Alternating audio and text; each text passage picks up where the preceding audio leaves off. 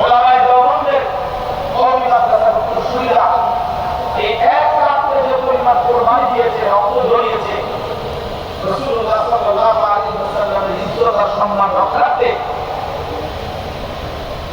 আগামী 100 বছর বিগত 100 বছর বাংলাদেশের ইতিহাসে কেউ এর নমুনা দেখাইতে পারবে না। এই জন্য আমরা এই কথা স্পষ্ট